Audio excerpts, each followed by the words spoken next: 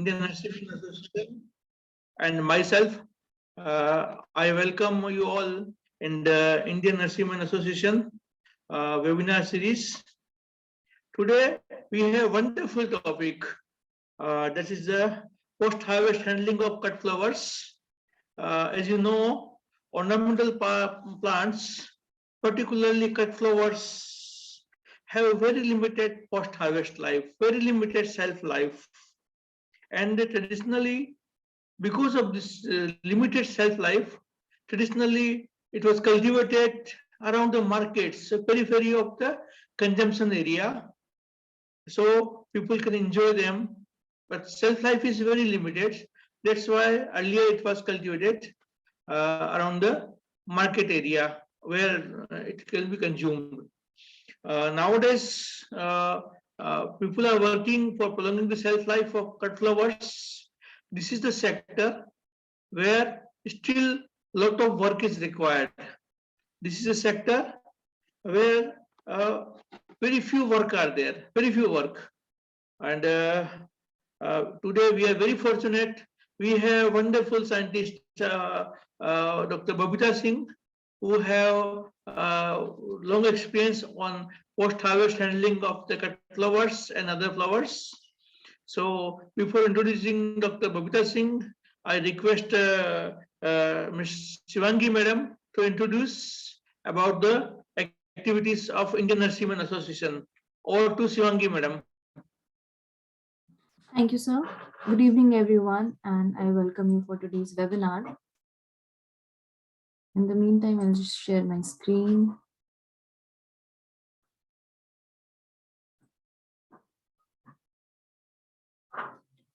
Okay, so as we all know that the Indian Nurserymen Association is a registered non-governmental organization, and it has completed almost 34 years of establishment. We have around 4,000 lifetime members across several states of India. It is an extended network of all the green industry workers, which includes farmers and nursery. The association was founded by late Shri Arjun Das Agrawal in the year 1987, and he was also the first president of the Indian Nurserymen Association. Mr. YP Singh is the current president. IN is a network of strength, support, and success. It truly represents the green industry with its reach in the horticulture industry, including landscape and forest industry, plant breeders, greenhouses, and nursery growers. The thematic areas of work of the NGO can be broadly understood as capacity building and study tour, PR and advocacy, networking and partnerships, publications and papers, events and exhibitions, research and development, and fundraising. There are some eminent personalities who join hands with the Indian Nurserymen Association to spread green awareness and help in the plantation activities and several other green activities.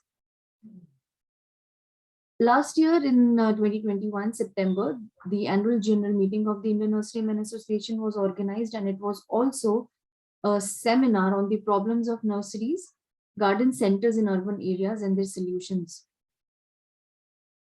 The INA organized plantation drive on the occasion of World Environment Day 2021 in several states of India, and it was a huge success. It collaborated with some of the local players. Recently, the Indian Nurserymen Association, with its endeavor, has started a public-private partnership with the East Delhi Municipal Corporation for the handling maintenance of the public parks in Delhi, and the members who are connected with the INA are eligible to apply for this partnership. There were some of the demands by the Nurserymen Association before the Government of India. These were to conduct a national level survey by the NHB for the identification of all fruits and vegetables, development of research and development centers, then to set up at least 4 international standards hub. The membership drive has now gone global, and it is available in countries like Japan, Vietnam, Lebanon, South Africa, Netherlands, Italy, Colombia, and many more. As a member, you can gain access to the magazine and the horticulture directory, and it offers opportunities for networking and career advancements. We have our monthly magazine publication, Nursery Today, and the Directory for Horticulture, which is published every 3 years. The association also organizes the Seed for Future webinar series, and Mr. Sachin Ramankar has given extra efforts to make this event a successful enterprise. The INA also used to organize the exhibition and events. These are some of the pictures from the show. Thank you. Over to you, sir. Thank you, Shivangi madam. I'm very happy to introduce a wonderful scientist who dedicated her work on post-harvest handling of the flowers, Dr. Babita Singh. Dr. Babita Singh is associated with the Indian Institute of Agriculture Research, New Delhi, since 10 years. And she is working on the capacity of scientists. It's very wonderful. She did her master and PhD research from Govind Vallabh Pant University of Agriculture Science and Technology, Mantnagar. She has conducted her research mainly on post-harvest handling and valuation of the flowers. She is decorated with the many projects. She is looking at this project of the Ministry of Agriculture, PVA project, FRA project.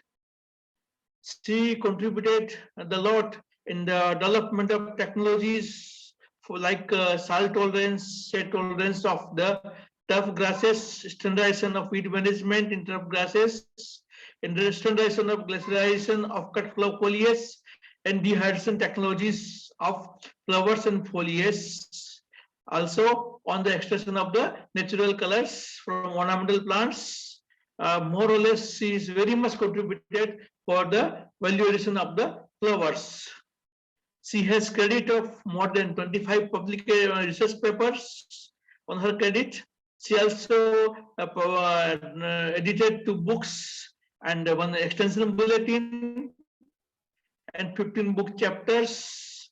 Also prepared many extension folders and more than 60 popular articles and e-articles, and prepared 2 training manuals for the extension of the knowledge about the floriculture, post-harvest handling of the flowers and valuation.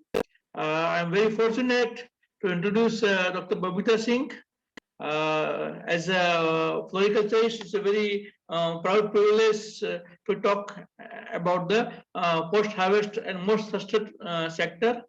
I know आप में से बहुत सारे हिंदी क्षेत्र से हैं, तो dear participants, Dr. Babita Singh madam Indian agriculture research institute के साथ 10 सालों से जुड़े हुए हैं और आप साइंटिस्ट की पोस्ट पे कार्यरत हैं।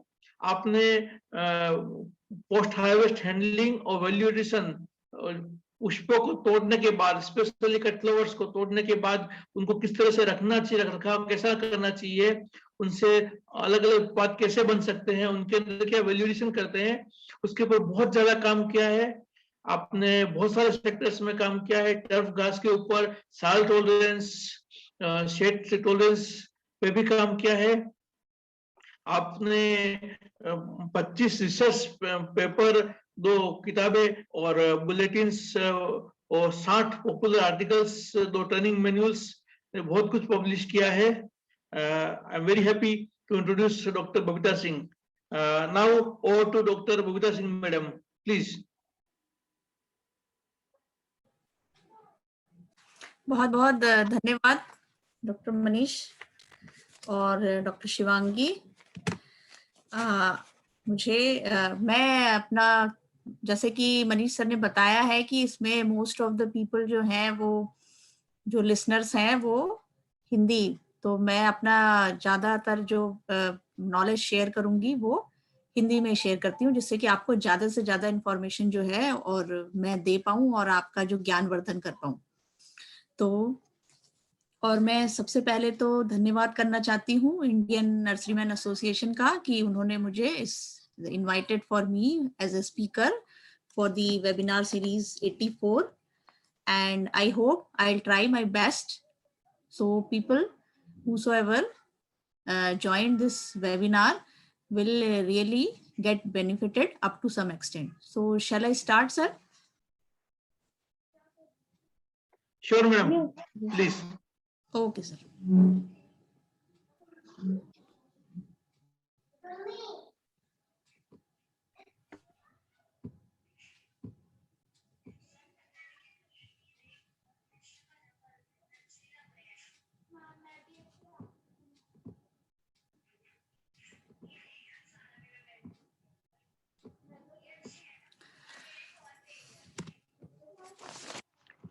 As we all know that the floriculture has emerged as a viable diversification option in the agribusiness sector, and it is rapidly expanding industries with a growth rate of more than 15% per annum in the last 2 decades. So as the rapid urbanization as well as the increased in the income level and the enhancement in the social values, जैसे कि आजकल होता है कि हम लोग पहले तो सिर्फ पूजा के लिए या फिर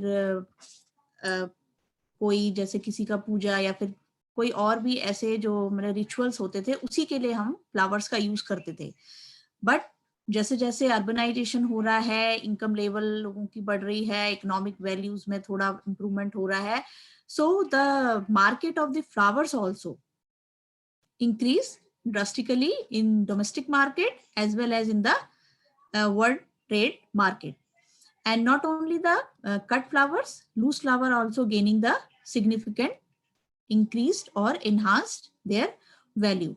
So if we talk about the database of the area as well as the production, तो हमारे जो कंट्री में जो एरिया है फ्लोरिकल्चर का वो अबाउट 305,000 हेक्टर जो है वो एरिया है नाउअडेज एट प्रेजेंट. एंड अगर हम प्रोडक्शन की बात करते हैं तो 762,000 tons of the cut flower जो है प्रोड्यूस होता है at present. The data of the NHB national horticulture board 2019-20. तो अगर इतना फ्लावर प्रोड्यूस हो रहा है तो उस फ्लावर को we have to manage the proper quality in terms of their shelf life or the waste life. So there will be a requirement of the post harvest handling of the flowers, because there has been a significant increase in the area production and the productivity of the flower crops. So we have similarly the huge post harvest losses in terms of the value also. At present, about 30 to 40% of the farm value or the flowers are lost due to the improper post harvest handling. And we talk about the cut foliage. Cut flowers की तरह ही cut foliage होते हैं, जिसकी कि अगर हम बात करें तो हॉलैंड का जो स्टैटिस्टिक्स जो कि आज का सबसे बड़ा फ्लावर का मार्केट है, आल्समीर द हॉलैंड मार्केट, इन विच आज की डेट में 25 से 30% जो बुकेज हैं या फिर फ्लोरल डेकोरेशन की कोई से भी आइटम्स हैं उसमें कट फॉलिएज का इस्तेमाल भी कट फ्लावर के साथ साथ आजकल व्यावसायिक तौर पे बहुत ज्यादा होने लगा है, जैसे कि आज से 10 साल पहले सिर्फ 5% से भी कम या ऑलमोस्ट 5% तक होता था. और this is the graph pie diagram of the production of the leading flower state in our country. So जो एरिया है वो डे बाय डे जो है वो बढ़ रहा है हमारी कंट्री में फ्लोरिकल्चर का. And if you talk about the total estimate of the export, so हमारी कंट्री जो है आज की डेट में लगभग 15,695.31 मिलियन टन जो है फ्लोरिकल्चर प्रोड्यूस को एक्सपोर्ट कर रही है with a worth of ₹575.9 crore of the rupees or $77.84 million. This is the data of the 2020-21. And the major export destination जो है हमारी countries के वो है USA, Netherlands, UAE, UK, Germany. These are the major companies जहाँ पे हमारा जो इंडिया का प्रोड्यूस है फ्लोरल प्रोड्यूस वो एक्सपोर्ट होता है. और अगर हम बात करें इंडियन जो ग्रोथ रेट है लास्ट 20 साल का, तो उसमें जो ग्रोथ रेट है वो बढ़ करके 9.47 एंड जो एरिया का जो है वो 9.47. और अगर प्रोडक्शन की बात करते हैं तो it shows the increasing trend in the floriculture India about 9.93%. अब हम बात करते हैं what are the cut flowers. Cut flowers होते क्या हैं? कट फ्लावर्स हम उन्हें कहते हैं और the flowers which are use with their stem and leaves. मतलब आपका जो फ्लावर होगा वो अटैच होगा स्टेम्स के साथ एंड किसी की हम लीफ रखते हैं, किसी की हम लीफ नहीं रखते हैं उसकी एस्थेटिक वैल्यू के बेसिस पे. ठीक है. एंड इसका जो इस्तेमाल है वो कहाँ कहाँ पे होता है? जैसे कि हम टेबल टॉप पे वेसेस रखते हैं उसमें हम कट फ्लावर्स का इस्तेमाल करते हैं. जो किसी की डेथ यानी उस पे हम रेट्स चढ़ाते हैं उस पे होता है. मालाओं में, गार्लैंड्स में जो कट फ्लावर्स का यूज होता है.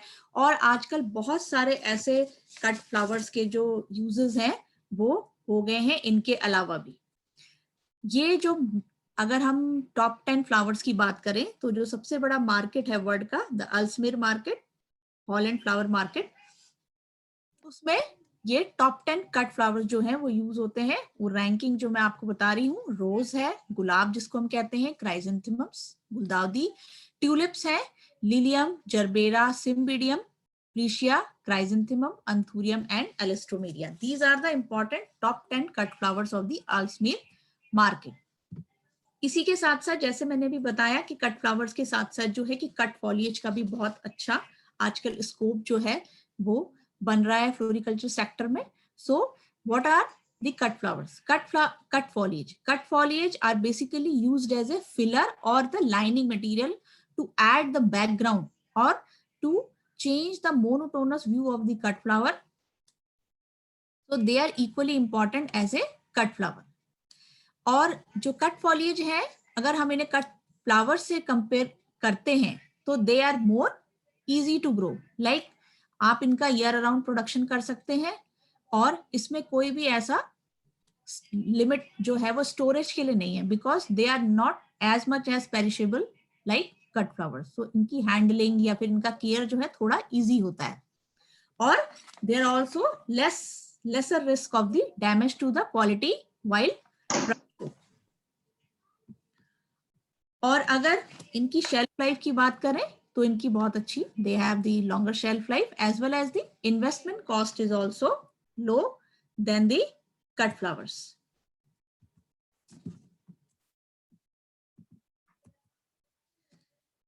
इस स्लाइड में आपको इंपॉर्टेंट कट फ्लावर्स जो हैं वो दिख रहे हैं जो मैंने आपको बताए भी अभी, जैसे कि रोजेस हैं, कार्नेशंस, जरबेरा, अंथूरियम, क्राइजेंथेमम, ग्लैडियोलस. ये हमारी कंट्री में सबसे ज्यादा यूज होने वाले ये कट फ्लावर्स हैं जिनका इस्तेमाल जो है वो कमर्शियल लेवल पे काफी आजकल होता है. और अगर हम कट फॉलिएज की बात करें तो ये कुछ इंपॉर्टेंट कट फॉलिएजेस हैं जिनका इस्तेमाल एज ए फ्लावर बुकेज में, गार्लैंड में और इंटीरियर डेकोरेशन में भी आजकल होता है. जैसे कि एल्पीनिया है, एस्परेगस है, araucaria, cycas, dracaena and philodendrons and many more also which are used as a cut foliage nowadays. अगर हम इनके यूज की बात करें तो जैसे मैंने आपको बताया कि cut flowers as well as the cut foliage they are used as a base display. Basis में हम ऑफिसेस में रखते हैं या अपने घर में टेबल टॉप पे रखते हैं या फिर किसी इंटीरियर डेकोरेशन में, तो ये इनका जो इस्तेमाल है वो बेस डिस्प्ले के लिए होता है. इसके अलावा हम किसी को प्रेजेंटेशन देना है, किसी को इनवाइट कर रहे हैं, किसी के वेलकम करने के लिए हम जी बुकेज में भी इनका इस्तेमाल करते हैं. इसके अलावा जैसे कि रेट्स हैं, किसी की डेथ एनिवर्सरी पे या फिर आप अपने आजकल क्रिसमस पे या ऐसे उसमें यूज किया जाता है, रेक्स का भी।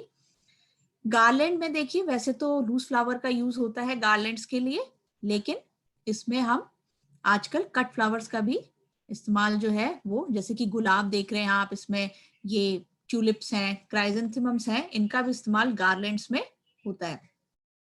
उसके अलावा कोई इवेंट का डेकोरेशन है, मैरिज है या फिर कोई और भी फंक्शन है, उसमें जरबेराज हैं, ट्यूलिप्स हैं या फिर ये एंथूरियम्स हैं, इनका इस्तेमाल और कट फॉलिएज का भी काफी इस्तेमाल जो है व्यवसायिक तौर पर किया जाता है। आजकल जो है हेयर डेकोरेशन जो है, देखिए कितने ब्यूटीफुली इसमें फ्लावर्स को जो है वो अरेंज किया गया है, तो हेयर डेकोरेशन में भी they are equally participating. As well as floral jewelries, जैसे जैसे modernization of the era, so they are used as a floral jewelries also.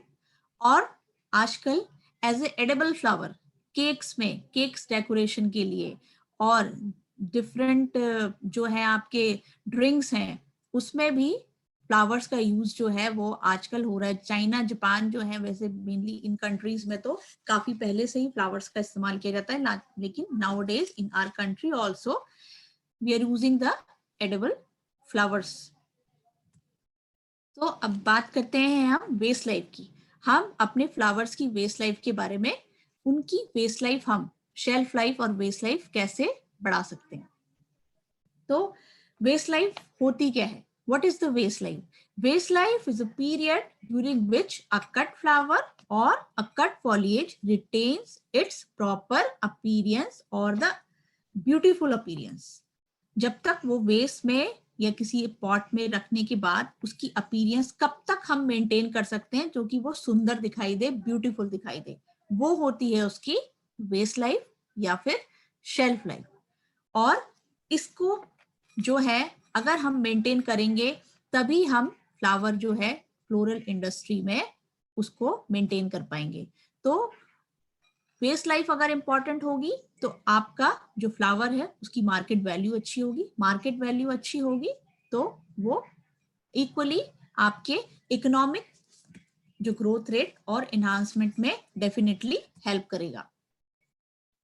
हम देखते हैं इस फोटो में, आप देख रहे होंगे पिक्चर्स में कि देखिए कैसे जो है आपने एक गुलाब का फूल है उसको पानी में रखा है और उसके बाद जो है वो सूख गया है। तो जैसे ही आप किसी भी फ्लावर को कट करते हैं उसके मदर प्लांट से, उसके से, तो क्या होता है कि उसकी क्वालिटी डिटोरेट होनी शुरू हो जाती है। तो the cut flower deteriorate as time passes from the harvesting. तो हमें क्या करना है? How you will minimize the ongoing deterioration of the cut flower after harvesting, और कैसे हम उसकी फ्लावर की जो क्वालिटी है उसको सस्टेन रख पाएंगे, कैसे उसको हम बढ़ाएंगे या कैसे उसको ज्यादा दिन तक अच्छा वो दिखाई दे, ब्यूटीफुल दिखाई दे। इसका जो रीजन है, तो the main reason for the deterioration of the flower quality और deterioration of the vase life of the flower is the respiration rate. Respiration rate को ही हमें मेंटेन करना है, और वो हम कैसे मेंटेन कर पाएंगे?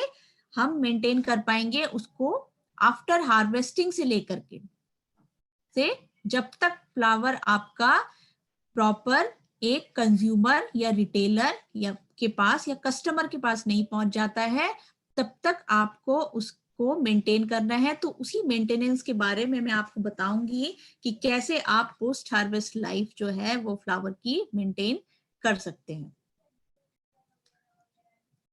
तो to maintain the flower quality after harvesting is the maintenance of the cool chain. So proper cold chain management is the only way to maintain the quality of the flowers. अब हम बात करते हैं कि कौन कौन से या क्या उसका रीजन है कि फ्लावर्स या फिर कट ग्रीन्स जो है हमारे, उनका जो डिटोरेशन होता है, क्यों वेस्ट लाइफ जो है वो फ्लावर की अपने मदर प्लांट से कट करने के बाद कम हो जाती है। वो इसलिए होता है because of the depletion of the carbohydrate, जो फ्लावर का या आपके कट फ्लावर का या कट फॉलिएज का है। जैसे ही आप उसको प्लांट से अलग करते हैं तो उसका जो कार्बोहाइड्रेट लेवल, जो एनर्जी लेवल है, जैसे हमारे अंदर एनर्जी लेवल है, और उसी तरीके से फ्लावर की भी एनर्जी लेवल होती है, तो वो जो है वो डिप्लीट होना, डिक्रीज होना, कम होना शुरू हो जाती है, कार्बोहाइड्रेट उसका कम होने लगता है। और क्योंकि जो टेम्परेचर है वो फ्लक्चुएट करता है, कभी ज्यादा होता है कभी कम होता है, तो जो टेम्परेचर के इन्हांसमेंट के कारण रेस्पिरेशन रेट जो है उसका बढ़ जाता है, और जो माइक्रो ऑर्गेनिज्म है, बैक्टीरिया है, फंगस है, उनका अटैक होना शुरू हो जाता है।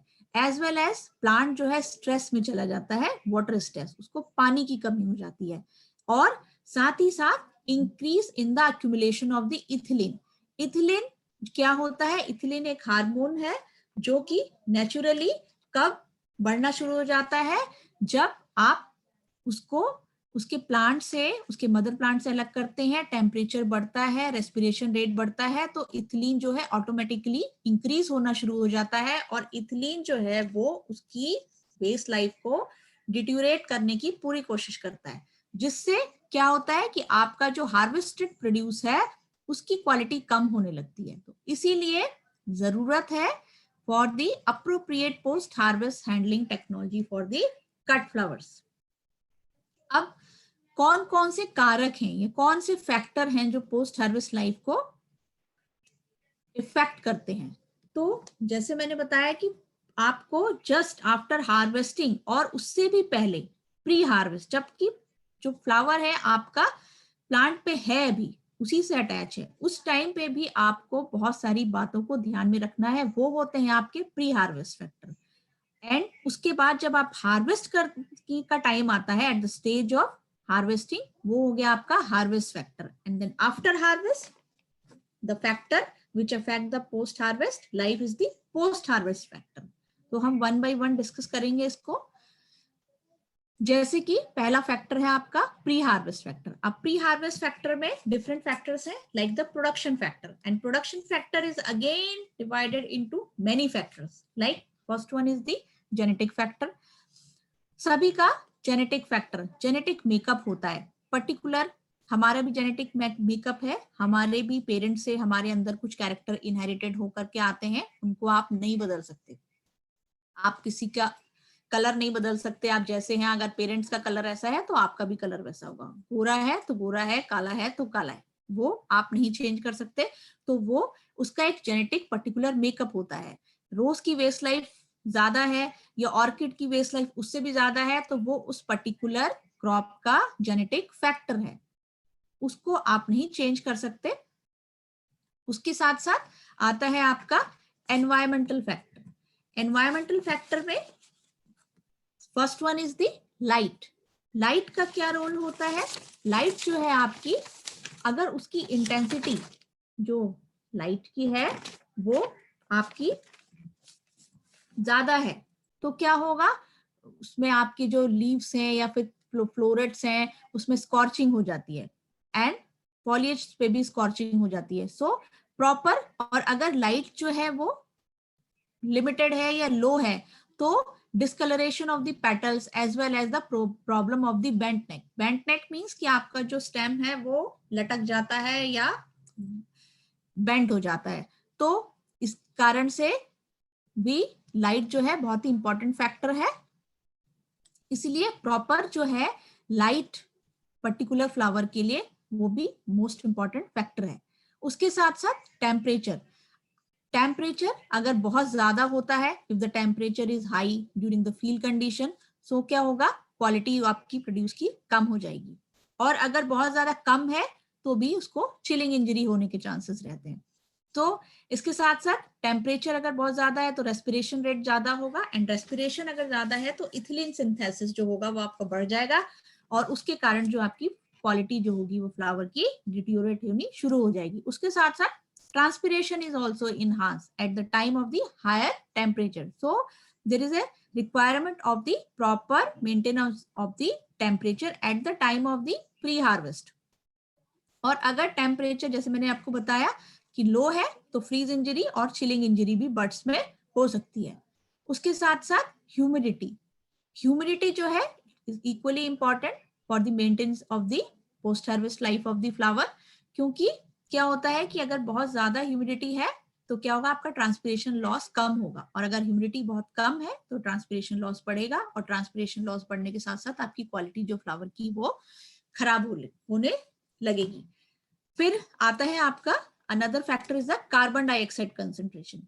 कार्बन डाइऑक्साइड कंसंट्रेशन जो है वो क्या करता है, वो भी अगर उसका प्रॉपर कंसंट्रेशन प्लांट्स को at the time of pre harvest stage नहीं मिल रहा है तो वो भी आपकी फ्लावर की क्वालिटी और यील्ड को डिट्यूरेट करता है। इथिलीन के बारे में मैं आपको बता ही चुकी हूँ, it is a ripening hormone. उसके बाद आते हैं मैनेजमेंट फैक्टर। मैनेजमेंट फैक्टर्स में लाइक आपने फर्टिलाइजेशन कैसे किया है, एनपीके नाइट्रोजन पोटेशियम और फास्फोरस जो कि मेजर हमारे एलिमेंट्स हैं उनका एप्लीकेशन कैसे किया है, इरिगेशन प्रैक्टिसेस कैसी हैं, क्या एग्रोकेमिकल यूज हुआ है, बहुत ज्यादा अगर पेस्टिसाइड और इंसेक्टिसाइड यूज हुआ है तो वो भी आपके फ्लावर की क्वालिटी को डिट्यूरेट करते हैं। साथ ही साथ अगर हमने ग्रोथ रेगुलेटर्स या फिर रिटार्डेंट्स लाइक GA3 अलार इनका इस्तेमाल किया है तो ये भी आपकी फ्लावर की जो क्वालिटी है उसको प्रॉपर मेंटेनेंस करने में बहुत अहम रोल निभाते हैं। साथ ही साथ क्रॉप हाइजीन भी बहुत जरूरी है कि अगर जब आप क्रॉप को हार्वेस्ट करते हैं तो उसमें जो डेड वुड्स हैं या फिर जो जिन पे जो इन्फेक्टेड हैं, उसमें कुछ कीड़ा लगा है या फिर कोई डिजीज है तो उसको आपको तुरंत डिस्कार्ड कर देना चाहिए। अदरवाइज वो क्या होता है, उसके कारण से फंगल कंटामिनेशन, माइक्रोबियल कंटामिनेशन बढ़ता है और वो आपकी क्वालिटी और द पोस्ट हार्वेस्ट लॉसेस में बहुत ज्यादा लॉस करने में सहायक होता है। साथ ही साथ जैसे कि पेस्ट डिजीजेस हैं, पेस्ट और डिजीजेस अगर बहुत ज्यादा आपके क्रॉप में है तो वो भी फ्लावर की क्वालिटी को डिट्यूरेट करते हैं। तो इसलिए pre harvest, at the time of pre harvesting ये फैक्टर्स बहुत ज्यादा इंपॉर्टेंट है आपकी पोस्ट हार्वेस्ट लाइफ को बढ़ाने के लिए। उसके बाद आता है आपका सेकेंड फैक्टर जो कि है हार्वेस्ट फैक्टर। हार्वेस्ट फैक्टर में आपके 3 मेन फैक्टर्स होते हैं कि स्टेज क्या है हार्वेस्ट का, टाइम क्या है हार्वेस्ट का and the mode of harvest. हमेशा स्टेज, हर फ्लावर की जो हार्वेस्टिंग स्टेज है वो अलग अलग होती है। रोजेस का स्टेज फ्लावर को हार्वेस्ट करने का अलग है, क्राइजेंथेमम को हार्वेस्ट करने का स्टेज अलग है। So the stages are different for the different flowers. और हमें हमेशा we have to maintain the turgid condition at the time of harvest of the flower for the longer period base life. Okay, and हमेशा जैसे कि आपका flower जो जब भी आप हार्वेस्ट करते हैं तो अगर आपको लोकल मार्केट के लिए हार्वेस्ट करना है, फ्लावर नियर बाई मार्केट के लिए हार्वेस्ट करना है तो you have to harvest the flower at the mature stage. If you want to send your material to the distant market, so you have to harvest your flower at the advanced stage. Like these are the some stages of the harvest. Like in case of roses, you have to harvest the roses first 2 petals begin to unfold. मतलब कि जो शुरू उसकी starting की 2 petals हैं उनका जो है वो खुल गई हो, वो तब आप उस स्टेज पे हार्वेस्ट करेंगे। वो भी रेड और पिंक वेराइटीज के लिए, येलो वेराइटीज के लिए slightly earlier than red and pink, as well as for white के लिए द स्टेज इज डिफरेंट।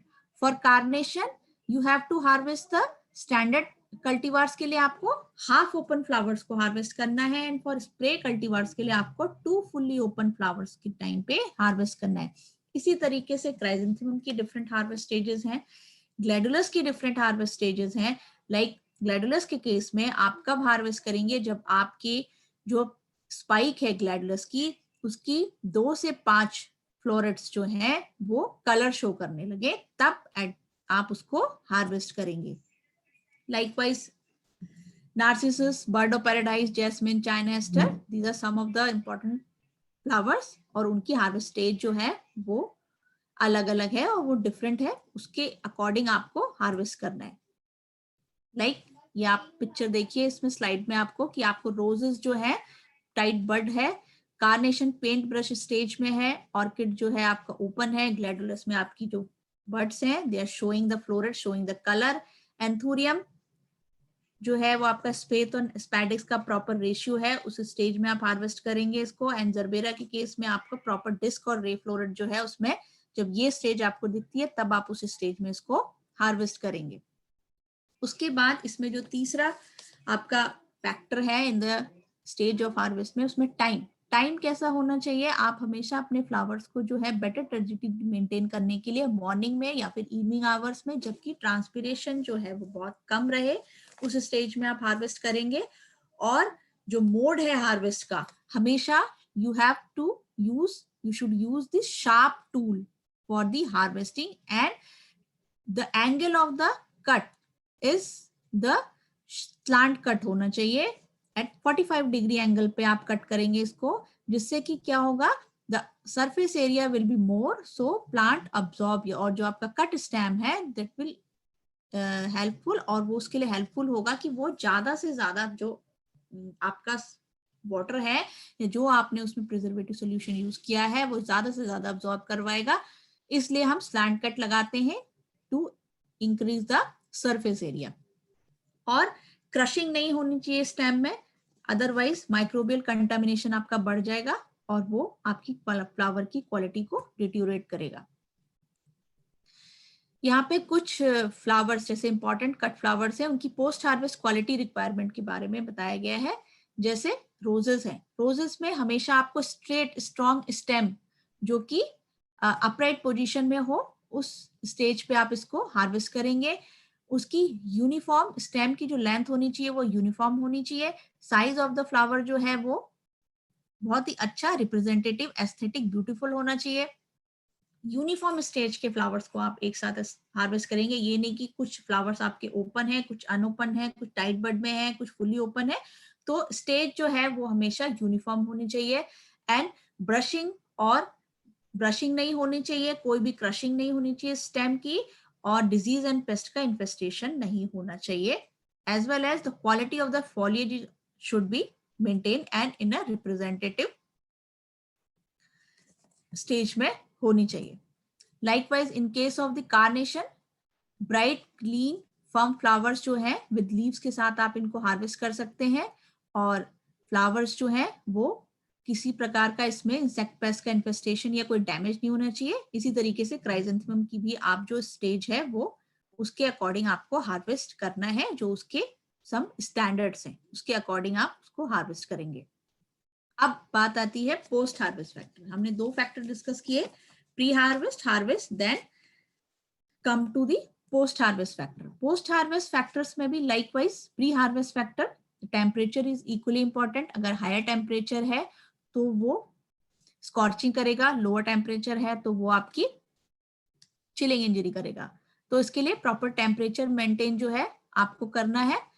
उसके साथ साथ लाइट का भी रोल वैसा ही है कि अगर बहुत ज्यादा हो जाएगा तो येलोइंग हो जाएगी, और अगर कम हो जाएगी तो ब्लूइंग ऑफ लीव्स हो जाएगी। तो उसको प्रॉपर बर्ड्स की ओपनिंग के लिए भी आपको एक प्रॉपर लाइट और टेम्परेचर का कॉम्बिनेशन होना चाहिए। साथ ही साथ रिलेटिव ह्यूमिडिटी आपकी प्रॉपर मेंटेन होनी चाहिए up to 60 to 65%।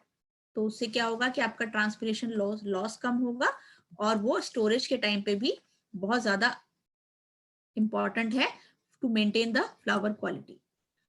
Water quality भी बहुत जरूरी है कि आपका जो पानी है वो बिल्कुल साफ होना चाहिए, उसमें सॉल्ट का कंसंट्रेशन बहुत ज्यादा नहीं होना चाहिए, खारा पानी नहीं होना चाहिए, और पीएच जो है आपका लगभग 4 to 4.5। तो वो पीएच आप कैसे मेंटेन करेंगे, with the use of the acidifiers. वो मैं बताऊंगी आगे आपको कि आप एसिडिफायर्स के तौर पे क्या क्या इस्तेमाल कर सकते हैं। इसी के साथ साथ जैसे कि इथिलीन है, तो इथिलीन तो अपने आप ही ऑटोमेटिकली फ्लावर्स में जनरेट हो जाता है आफ्टर जब वो डिटैच होता है प्लांट से, और जैसे जैसे टेम्परेचर बढ़ता है या इम्बैलेंस होता है तो उसके कारण से फ्लावर्स में फेडिंग होने लगती है, विल्टिंग होने लगती है, और प्रीमेच्योर सेनिसेंस जो होता है वो आ जाता है। कुछ फ्लावर्स हमारे ऐसे हैं जो कि बहुत ज्यादा इथिलीन से सेंसिटिव होते हैं, और कुछ फ्लावर्स ऐसे हैं जो इथिलीन से थोड़े कम सेंसिटिव होते हैं। तो जैसे कि अल्स्ट्रोमेरिया है, कार्नेशन है, लिलीज है, फ्रिशिया, ऑर्किड, पिट्यूनिया, ये बहुत ज्यादा सेंसिटिव होते हैं, तो इनका आपको खास तौर पे ज्यादा ध्यान देना है। और एंथूरियम, जरबेरा, ट्यूलिप्स जो है वो थोड़े कम सेंसिटिव होते हैं। इसके लिए जो इथिलीन डैमेज है उसको प्रिवेंट करने के लिए हम MCP, STS, AVG, AO, ये सारे बहुत ज्यादा प्रिजर्वेटिव्स हैं, बहुत सारे मार्केट में अवेलेबल हैं, इनका हम इस्तेमाल कर सकते हैं जो कि इथिलीन बायोसिंथेसिस को रोकते हैं।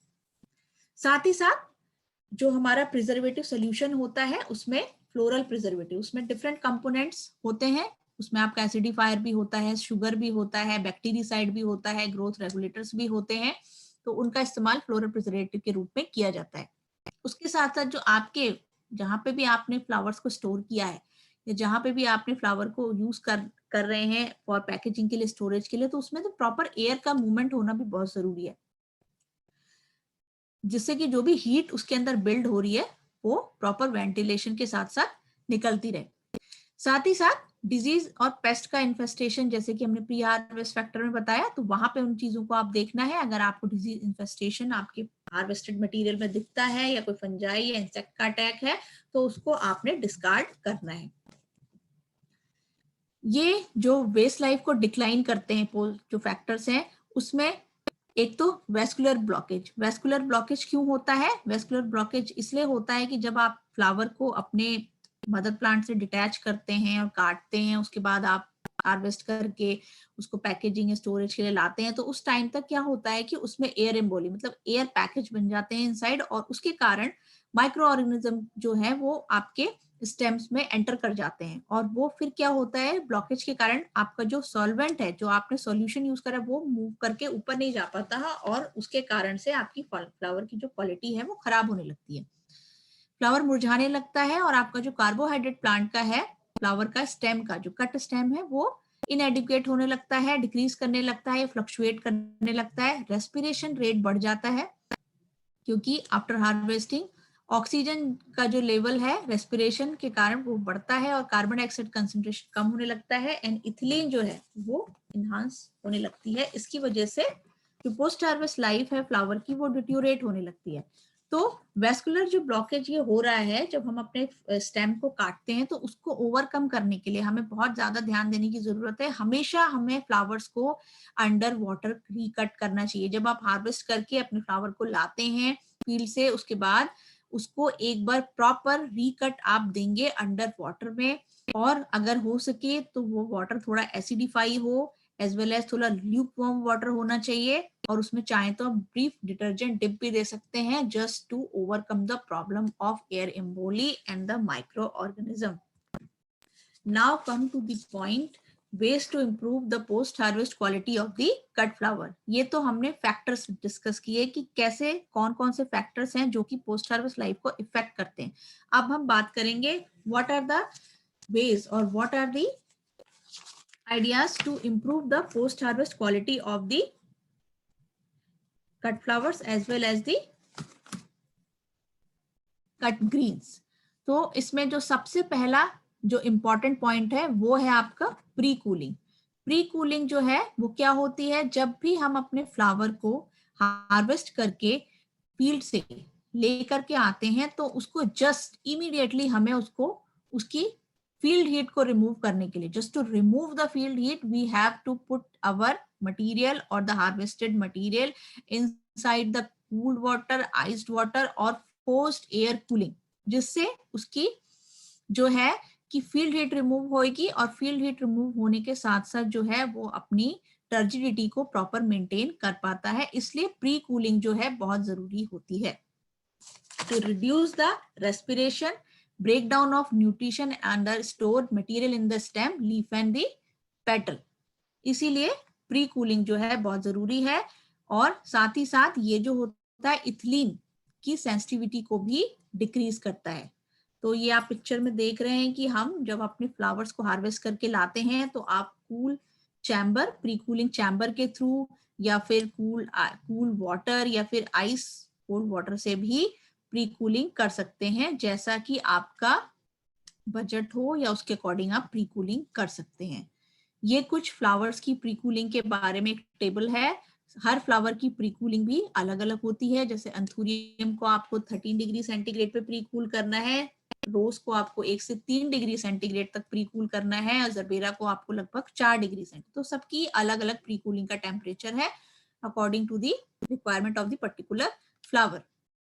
प्री कूलिंग के साथ साथ क्वालिटी कंट्रोल बहुत जरूरी है कि बहुत ज्यादा जो है आपका फ्लावर जो होने चाहिए वो टाइट और ओपन स्टेज में नहीं होने चाहिए, इंसेक्ट और पेस्ट या उस टाइप का कोई डैमेज नहीं होना चाहिए। वही फ्लावर्स आप जो है उसको अपनी ग्रेडिंग के अकॉर्डिंग उसको डिस्कार्ड करेंगे जो फ्लावर अच्छे नहीं है, और वो जो है प्रॉपर साइज में होने चाहिए, फॉलिएज भी उनका प्रॉपर होना चाहिए, कलर और कोई नेक्रोसिस या क्लोरोसिस जैसा सिम्टम उसमें नहीं होना चाहिए, तो to maintain the proper quality. इसके लिए आप जो है ग्रेडिंग करेंगे विद प्रॉपर यूनिफॉर्म साइज का होना चाहिए, flower should be of uniform size, colour, proper stem length and the diameter is required for the proper quality. इस पिक्चर्स में हम देख सकते हैं कि ग्रेडिंग एंड बंचिंग की जा रही है। ग्रेडिंग और बंचिंग जो है वो हम अकॉर्डिंग टू दी प्रॉपर उसके शेप, साइज और स्टेज के बेसिस पे करते हैं। और ग्रेडिंग के लिए जो है कोई हार्ड एंड फास्ट या फिर प्रॉपर जो है कि स्टैंडर्ड डेवलप नहीं हुए हैं। पर्टिकुलर कंट्रीज जो है अपने अकॉर्डिंग ग्रेड्स बनाती हैं, जैसे कि यूरोपियन जो कंट्रीज हैं वहां पे स्टेम लेंथ के अकॉर्डिंग ग्रेडिंग की जाती है, और जो अमेरिकन फ्लोरिस्ट एसोसिएशन है उसमें फ्लावर डायमीटर के बेसिस पे ग्रेडिंग की जाती है। तो जो ग्रेड्स हैं वो हम एक्स्ट्रा क्लास, फर्स्ट क्लास और सेकंड क्लास के बेस्ड पे फ्लावर्स को ग्रेड करते हैं। एक्स्ट्रा क्लास में आप उन फ्लावर्स को लेंगे जहां पर कि around 3% of the cut flower जो है उसमें स्लाइटली कोई डिफेक्ट है, वो फ्लावर्स आपके एक्स्ट्रा क्लास में आएंगे। क्लास 1 में आप जिसमें कि the defect is almost around 5%, and in case of class second it is around 10% of the cut flowers comes in this group, जिसमें कि आपका 10% डिफेक्ट है, तो आप उनको क्लास सेकेंड में ग्रेड करेंगे। और ये जो है कुछ कुछ स्टैंडर्ड्स हैं कट फ्लावर्स की ग्रेडिंग के विद पर्टिकुलर कोड नंबर, जो कि स्टेम लेंथ के अकॉर्डिंग ग्रेडिंग इनको दी जाती है। अब अगर हम रोज की ग्रेडिंग की बात करते हैं तो जो लार्ज फ्लावर स्टेम जो रोजेस के होते हैं उनकी stem length around 60 to 90 centimetre होनी चाहिए, और बड साइज जो है 3 to 4 सेंटीमीटर होना चाहिए। स्मॉल फ्लावर जो है उनके लिए स्टेम लेंथ 40 to 50 सेंटीमीटर और बड साइज 2 to 2.5 सेंटीमीटर होना चाहिए। उसके साथ ही अगर क्राइजेंथेमम की हम बात करते हैं तो क्राइजेंथेमम में भी लेंथ के अकॉर्डिंग, जो स्टेम की लेंथ के अकॉर्डिंग और पर्टिकुलर ग्रेड दिए जाते हैं। और अगर हम जरबेरा की पैकेजिंग की बात करते हैं तो उसमें जो जरबेरा का जो पर बॉक्स में जो स्टेम है वो 50 स्टेम्स आते हैं, और मिनी जरबेरा जो है 55 से 60 स्टेम्स पर बॉक्स जो है वो उनकी पैकिंग की जाती है। इसी तरीके से ऑर्किड की they are US standards for grading of the orchids, US standard for the grading of the anthurium. They are graded according to the miniature, small, medium, large and extra. These are the grades or US standards for the grading of the carnations. There comes under the blue, red, green, fancy, standard and short type of the carnations. ये है EC standard for grading of the carnation के लिए EC standards हैं जो कि stem length के basis पे किए जाते हैं, और ये जो ग्रेड्स है वो इंटरनेशनल ग्रेड है ग्लैडोरस के लिए, जो कि ग्रेड है according to the fancy special standard utility on the basis of the number of florets and the spike length. अब what are the treatment for improving the longevity of the cut flower? तो जैसे कि मैंने आपको बताया, we have to go for the pre-cooling. Pre-cooling is just to remove the field heat after the harvesting. Then we go for the conditioning or the hardening. Conditioning is basically to restore the turgidity of flower, and what we can do in the conditioning, we can do the conditioning with the help of the demineralized water with the chemicals. Then impregnation. Impregnation is basically for the protection of the cut flowers by the microbes. So in which we can use nickel chloride, cobalt chloride or AgNO3, silver nitrate, etc. for the impregnation purpose. Conditioning जो process है इसके अंदर हम जो है flower की turgidity को maintain करने के लिए करते हैं, और इसमें हम डीमिनरलाइज्ड वाटर के साथ जर्मिसाइड यूज करते हैं as well as the citric acid use कर सकते हैं 4.5 to 5.5 उसके पीएच को हम जो हमारा प्रिजर्वेटिव सॉल्यूशन है उसको मेंटेन करते हैं। ये बिफोर आपका ट्रांसपोर्टेशन के टाइम पे या फिर आफ्टर ट्रांसपोर्टेशन जब आप ये रिटेलर और कंज्यूमर के पास जाने वाला होता है फ्लावर, उससे पहले और बिफोर ट्रांसपोर्टेशन मार्केटिंग से पहले आप कंडीशनिंग कर सकते हैं। पल्सिंग, पल्सिंग भी एक तरीके का ट्रीटमेंट है। ये कब किया जाता है? जब आपको आपका शिपमेंट जो है वो प्री शिपमेंट से पहले ट्रांसपोर्ट करना है आपको मटेरियल। सो क्या होता है कि आपके फ्लावर्स का जो एनर्जी लेवल है वो डाउन हो जाता है। तो basically in the case of pulsing we have to energize the flower with higher concentration of the sugar plus germicide, anti-ethylene substances, hormones, minerals and other chemicals are used in the pulsing solution, but the main component of the pulsing is the higher concentration of the sugar. Some flowers need bud opening solution also.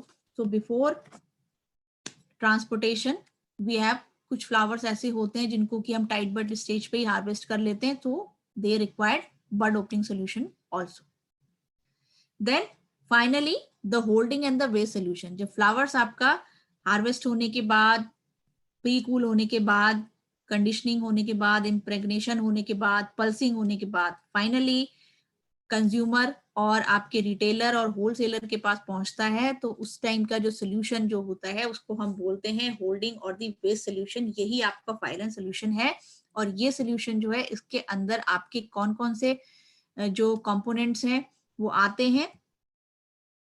इसके अंदर आप जो है sugar, germicide, जैसे मैंने आपको बताया, sugars आएंगे, जर्मिसाइड्स आएंगे, बैक्टीरिसाइड्स आएंगे, एसिडिफायर्स आएंगे और एंटी इथिलीन कंपोनेंट्स जो है उसमें यूज किए जाएंगे। देन बड ओपनिंग, जैसा कि बड ओपनिंग सोल्यूशन मैंने बताया, कुछ फ्लावर्स होते हैं जिनको कि हमें टाइट बड स्टेज पे हार्वेस्ट करते हैं तो उनके बड ओपनिंग सोल्यूशन की भी जरूरत पड़ती है। तो इसके लिए जो फ्लावर्स हैं वो आप बड ओपनिंग सोल्यूशन का इस्तेमाल कर सकते हैं, बट इस टाइम पे आपका जो टेम्परेचर जो है वो रिलेटिवली वार्म टेम्परेचर रहना चाहिए, 21 to 27 degree centigrade with moderate humidity and the high light intensity. And इसमें जो बड ओपनिंग में कंसंट्रेशन ऑफ सुक्रोज होगा वो कम होगा।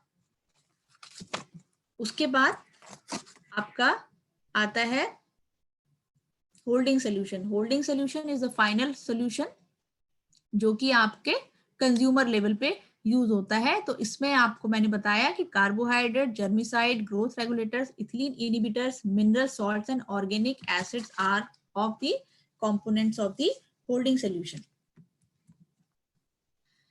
ये टेबल जो है इसमें आपको different combinations of the holding solution दिखाए गए हैं पर्टिकुलर फ्लावर क्रॉप के लिए। और ये जर्मिसाइड्स हैं जो कि हम फ्लोरल प्रिजर्वेटिव के रूप में इस्तेमाल कर सकते हैं। प्रिजर्वेटिव जो है मैंने आपको बताए डिफरेंट हैं, शुगर्स हैं, जर्मिसाइड्स हैं, inorganic salts, growth regulators, anti ethylene substances, essential oil and natural botanicals जो हैं वो आप यूज करते हैं अपने डिफरेंट सोल्यूशन, प्रिजर्वेटिव सॉल्यूशंस में। तो शुगर के लिए आप क्या यूज करेंगे? बेसिकली हम लोग सुक्रोज और डेक्सट्रोज यूज करते हैं। Need to carry out all the biochemical process, protect the cell structure and to improve the longevity and the quality of the flower. And in the form of germicide we can use 8-HQC जो कि fungi और bacteria को effect को कम करता है। 8-HQS भी use कर सकते हैं, क्लोरीन कंपाउंड यूज कर सकते हैं और अमोनियम कंपाउंड्स भी यूज कर सकते हैं like 5-20, Ventoc A1. Likewise, organic acid, they are maintain the acidity in the waste solution, जिससे कि क्या होगा, फ्लावर में जो आपके सोल्यूशन का अपटेक होता है will enhance. So acidity maintain करना भी बहुत इंपॉर्टेंट कंपोनेंट है। उसके लिए आप citric acid, benzoic acid, isoascorbic acid और टार्टरिक एसिड का भी इस्तेमाल कर सकते हैं। लाइक एंटी ट्रांसपेरेंट जो होते हैं वो लीव से और पेटल से जो वाटर का लॉस है उसके प्रिवेंशन को रोकते हैं। सो इसके लिए आप एसिटाइल सैलिसिलिक एसिड और वेपर गार्ड भी इस्तेमाल कर सकते हैं। इथिलीन इनहिबिटर, जैसे कि हम बात कर रहे हैं इथिलीन की कि this is a very dangerous for the shelf life of the flower. So ethylene को रिड्यूस करने के लिए बेसिकली हम सिल्वर थायोसल्फेट, AOA, ABG, बेंजाइक थायोडाजोल, मिथियोनिन लाइक कंपाउंड जो है उनको यूज करते हैं अपने प्रिजर्वेटिव सोल्यूशन में, जो कि इथिलीन की एक्शन को हैम्पर करता है। साथ ही साथ ग्रोथ रेगुलेटर्स का भी बहुत सारे फ्लावर्स, कट फ्लावर्स की वेस्ट लाइफ को बढ़ाने के लिए इस्तेमाल किया जाता है, जिसमें कि जिब्रेलिन्स हैं, साइटोकाइनिन्स हैं, वो इस्तेमाल किए जाते हैं। इनऑर्गेनिक सॉल्ट्स में जो कि अपटेक को बढ़ाते हैं, इथिलीन सेंसिटिविटी को रिड्यूस करते हैं, उसमें एल्यूमिनियम सल्फेट है, ammonium nitrate, potassium nitrate, many more are there as inorganic और mineral metallic salts that can be used in the waste solution और as a preservative solution। और आजकल जो है बहुत सारे commercial preservatives भी available हैं। commercial preservative जिसमें कि the whole combination is available in the one form like Crizol, Floral Life। इसमें आपको अलग अलग शुगर या जर्मिसाइड या एसिडिफायर्स ऐड करने की जरूरत नहीं होती है। ये कंप्लीट एक ready to use floral preservatives होते हैं जो कि मार्केट में इजीली अवेलेबल हैं, आप इनका भी इस्तेमाल कर सकते हैं। और nowadays the natural botanicals are also used like essential oil, orange juice use करते हैं लोग, जैसे होम रेमेडीज में है तो ऑरेंज जूस का इस्तेमाल आप कर सकते हैं, कोकोनट वाटर, कोकोनट मिल्क, सोर ऑरेंज यूज कर सकते हैं। और इसके लिए आप डिफरेंट जो लीव्स और फ्रूट्स के एक्सट्रैक्ट हैं लाइक एप्पल, लेमन और द लीफ एक्सट्रैक्ट ऑफ पान की पत्ती का जो है उसका एक्सट्रैक्ट भी आप यूज कर सकते हैं for enhancement of the vase life of the flowers. Now come to the packaging. Packaging जो है आपके फ्लावर की आफ्टर ग्रेडिंग और क्वालिटी मेंटेनेंस के लिए बहुत जरूरी है। जब आपका फ्लावर हार्वेस्ट होके आ गया, आपने प्री कूलिंग करके उसको प्रॉपर ग्रेडिंग, क्वालिटी मेंटेन करके, conditioning and proper chemical treatment देने के बाद अब आपको आपके फ्लावर को ट्रांसपोर्ट करने के लिए बेचना है, तो उसके लिए आपको प्रॉपर पैकेजिंग की भी जरूरत पड़ेगी। तो उसके लिए जो सबसे अच्छा मटेरियल आजकल यूज हो रहा है वो होता है कोरुगेटेड फाइबर बोर्ड बॉक्सेस होते हैं। और कोरुगेटेड फाइबर कुशनिंग मटेरियल भी आजकल अवेलेबल है जो कि आइसोथर्मिक प्रॉपर्टी होती है, वो प्रॉपर टेम्परेचर को बैलेंस करते हैं।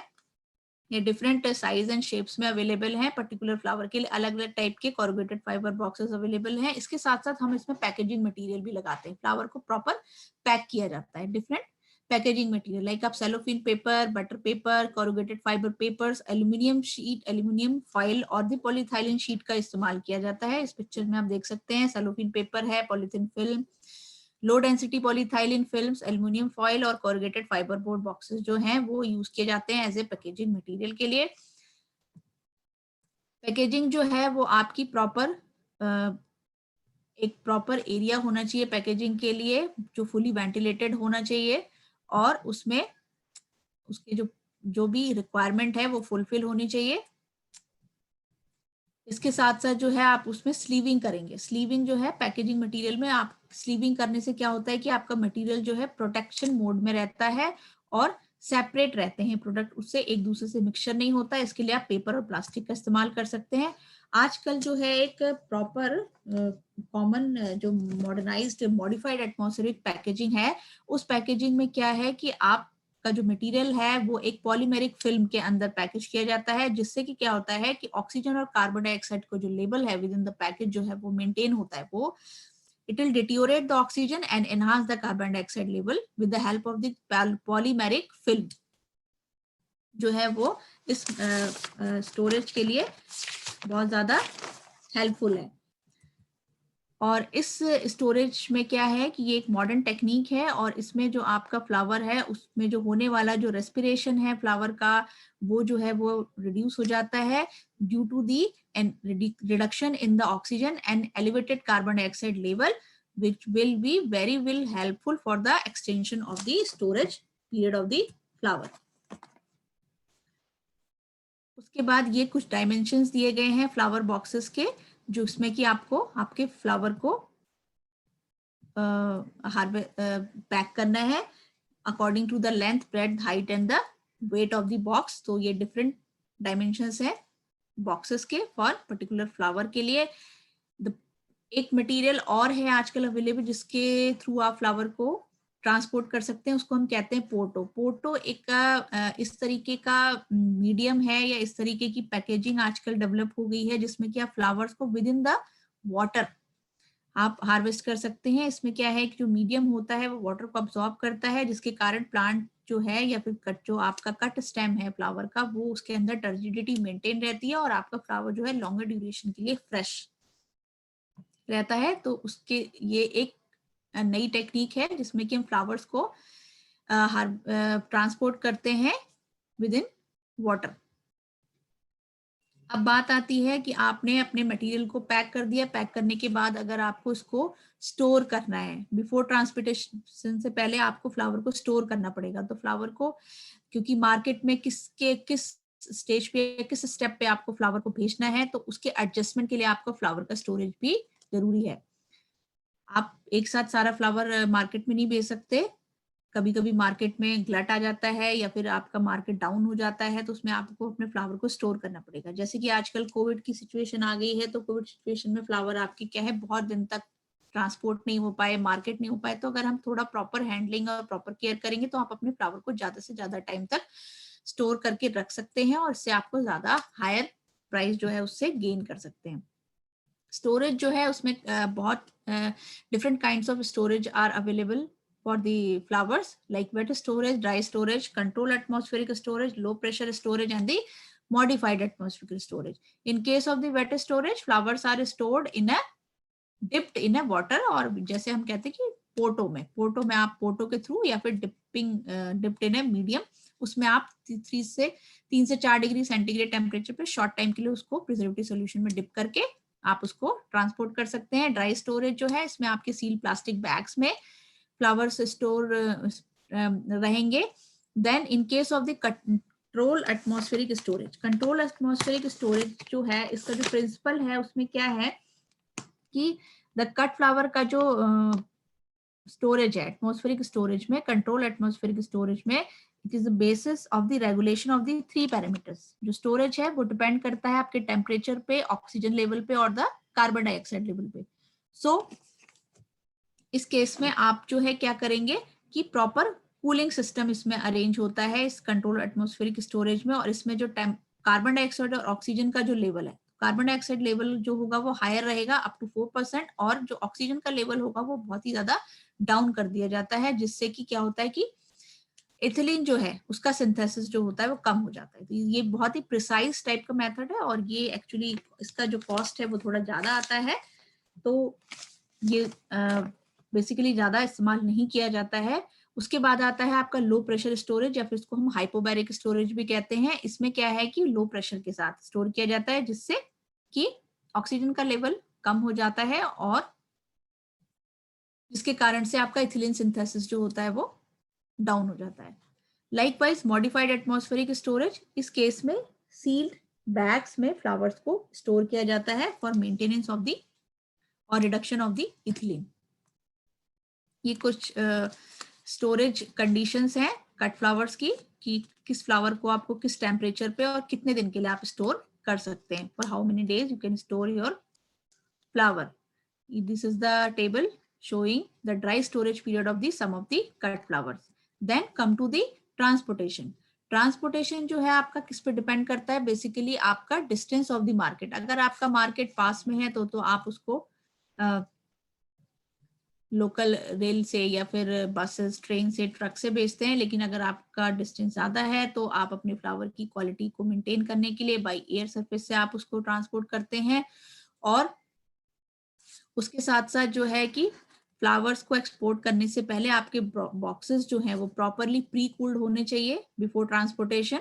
और कुछ फ्लावर्स ऐसे हैं जस्ट लाइक ग्लैडुलस, ये जो होते हैं इफेक्टेड होते हैं नेगेटिव जियोटोप्रिज्म, क्योंकि ये एक वर्टिकल स्पाइक्स में होते हैं। तो अगर आप इनको हॉरिजेंटली पैक करते हैं या फिर स्टोर करते हैं तो उनकी जो स्पाइक होती है वो बेंड हो जाती है, मुड़ जाती है। तो उसके लिए हमें जो इस टाइप के फ्लावर्स हैं उनको वर्टिकल पोजीशन में रख के ही आपको ट्रांसपोर्ट करना है। उसके साथ साथ जो फ्लावर्स हैं वो अंडर एम्बिएंट कंडीशन में ही आप ट्रांसपोर्ट करेंगे, जिससे कि उनकी प्रॉपर क्वालिटी जो है वो मेंटेन रह सके। ये मैंने आपको बताया कि कमर्शियल फ्लोरल प्रिजर्वेटिव आजकल मार्केट में अवेलेबल हैं, डिफरेंट फ्लावर्स के लिए डिफरेंट फ्लोरल प्रिजर्वेटिव्स हैं। इसी के साथ साथ अगर हम post harvest of cut greens की बात करते हैं तो जस्ट लाइक कट फ्लावर्स की तरह कट ग्रीन्स के लिए भी आपको प्रॉपर पोस्ट हार्वेस्ट हैंडलिंग की जरूरत पड़ती है, starting from pre harvest to harvest and then post harvest. इनको भी आप प्री कूल करेंगे। प्री कूलिंग क्यों करते हैं, क्योंकि हम उसकी फील्ड हीट को रिमूव करना है। फील्ड हीट को रिमूव करने के लिए आप फोर्स्ड एयर कूलिंग कर सकते हैं, कोल्ड चैम्बर्स में कर सकते हैं या कोल्ड वाटर से कर सकते हैं। और इसके साथ साथ जब प्री कूलिंग के बाद इनकी भी आपको प्रॉपर ग्रेडिंग करनी है, proper uniform shape, size, strength and straightness के बेसिस पे हम इनकी ग्रेडिंग करेंगे. Then we go for the conditioning. Conditioning is basically done to maintain the turgidity within the cut foliage. So with the help of the demineralized water and some chemical preservatives. Then we go for the packaging of the flowers in a different bunches, bouquets और boxes में आप इनको fairly quality में आप इनको pack करेंगे according जो मैंने आपको बताया कि corrugated fiber board boxes में आप इनको पैक करेंगे और उसके साथ साथ आप इनकी proper sleeving भी करते हैं with the help of the plastic films or the polyethylene films. Then we go for the storage. जो cut foliage हैं they are different from the cut flowers because they are more hardy than the cut flowers. So इनका storage जो है आप room temperature पे ना करके अगर 17 डिग्री टेम्परेचर तक करते हैं तो इनकी क्वालिटी को आप बेटर मेंटेन कर सकते हैं, but they are less perishable than the cut flowers. उसके बाद इसमें कुछ जो केमिकल प्रिजर्वेटिव्स या फिर कॉम्बिनेशन ऑफ द प्रिजर्वेटिव्स हैं उसका हम इस्तेमाल कर सकते हैं. जैसे कि एक तो हमें फ्लोराइड वाटर का इस्तेमाल नहीं करना है जो कि फ्लावर्स की क्वालिटी को डैमेज कर सकता है. हम sodium hypochloride at the 4 ppm और 0.1% ब्लीच का इस्तेमाल कर सकते हैं for as a wetting agent to maintain the turgidity. And we can use the growth regulators such as N6 benzyl adenine at the rate of 10 to 20 ppm for enhancement of the waste life, or the preservative solution like 1% sugar and biocide like HQC or HQS or Pfizer 20 or 50 ppm silver nitrate का भी हम इस्तेमाल as a floral preservative at the time of holding solution आप कर सकते हैं. To maintain the acidity in the solution, we can use the 20 ppm citric acid or aluminum sulfate or any other acidifier. These are some of the dimensions of the boxes for the packaging of the fillers and foliage greens and the basis of the product like standard florist green and the filler green. Just like cut flowers, we can also maintain the quality of the produce of the cut foliage. तो इसके लिए हमें proper packaging, proper cushioning होनी चाहिए, proper packaging होनी चाहिए, ambient condition में आपको उसको ट्रांसपोर्ट करना है और उसके लिए आपको रेफ्रिजरेटेड वैन्स यूज कर सकते हैं आप. साथ ही साथ जो उसके लिए प्री कूलिंग जो है वो बहुत जरूरी है. तो इन सब बातों का ध्यान रखते हुए हम इन कट फॉलिजेस को भी जस्ट लाइक कट फ्लावर्स की तरह ही ट्रांसपोर्ट करेंगे. तो इस तरीके से हम फ्लावर्स की जो कोल्ड चेन है उसको मेंटेन कर सकते हैं. हार्वेस्टिंग के टाइम आपको क्या करना है, protect the product from the sun, transport quickly to the packaging house. ये दो बातें आपको ध्यान में रखनी है. आफ्टर हार्वेस्ट जब आप कूलिंग करेंगे तो minimize delay before cooling, cool the product thoroughly as soon as possible to remove the field heat. Then we go for the temporary storage. Temporary storage में द आपको फ्लावर्स को जब तक के लिए भी ट्रांसपोर्ट करना है उससे पहले आपको टेम्परेरी स्टोरेज के टाइम पे प्रॉपर एम्बिएंट कंडीशंस को मेंटेन करना है.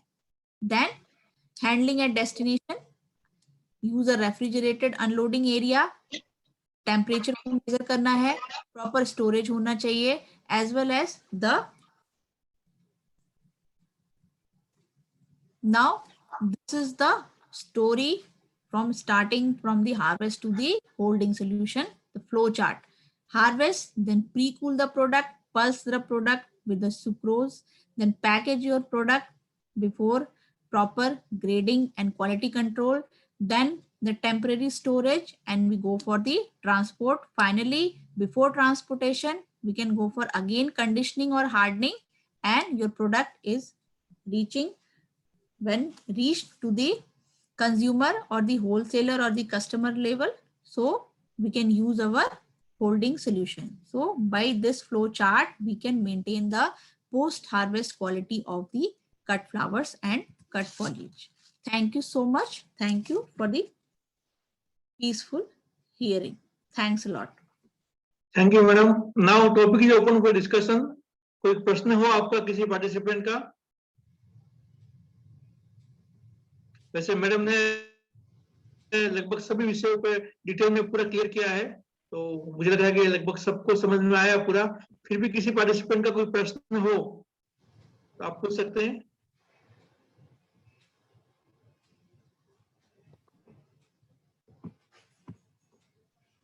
मैडम, अपने ऑर्गेनिक सॉल्यूशंस में क्या अप्रोचेस कर सकते हैं हम लोग? सर ऑर्गेनिक, जैसा कि मैंने बताया कि आजकल सर बोटेनिकल्स का भी यूज हो रहा है। तो ऑर्गेनिक्स में तो जैसे होम रेमेडी में हम यूज करते हैं, तो उस तरीके से कोकोनट ऑयल का इस्तेमाल हो रहा है, या फिर ऑर्गेनिक्स में सर एसेंशियल ऑयल या सिट्रोनेला, लेमन ग्रास का ऑयल और सिट्रोनेला का ऑयल, इस टाइप के ऑर्गेनिक्स जो कंपाउंड है या बोटेनिकल्स हैं उनका इस्तेमाल किया जा सकता है। वैसे तो अगर हम देखें तो इनकी जो कंपेयर करेंगे आप अगर आप केमिकल्स से, तो उतना तो ये आपकी वेस्ट लाइफ को इम्प्रूव नहीं करेंगे, but they definitely do the best. Thank you madam. और कोई प्रश्न किसी पार्टिसिपेंट का? Yes ma'am, good evening ma'am. Good evening ma'am, मेरे को एशियाटिक लिली और ओरिएंटल लिली के मतलब कॉमर्शियल यूज जब हम करते हैं उसके लिए कुछ स्पेशल है, या फिर यही शुगर कंटेंट जो हम यूज करते हैं वही है? ये वही शुगर, देखिए सबके लिए जो कॉम्बिनेशन होगा वो अलग अलग होगा, तो मतलब सबके लिए बताना यहाँ पर मैं एक एक फ्लावर्स के लिए आपको नहीं बता सकती, लेकिन जो कॉम्बिनेशन होगा, जो बेसिक कॉम्बिनेशन होगा वो सेम ही होता है, बस कंसंट्रेशन आपका ऊपर नीचे हो सकता है कि आपको कितना सुक्रोज यूज करना है, कितना आपको बैक्टीरिसाइड यूज करना है, कितना एसिडिफायर यूज करना है, या फिर कितना आपको इथिलीन रिडक्शन के लिए जो केमिकल्स हैं वो यूज करने हैं। तो वो सभी फ्लावर्स के लिए डिफरेंट डिफरेंट होते हैं, but the basic formula is same for the holding और बड ओपनिंग और pulsing. Basic formula is same, solution आपका वही रहेगा, बट कंसंट्रेशन डिफरेंट हो सकती है। Okay, thank you so much ma'am.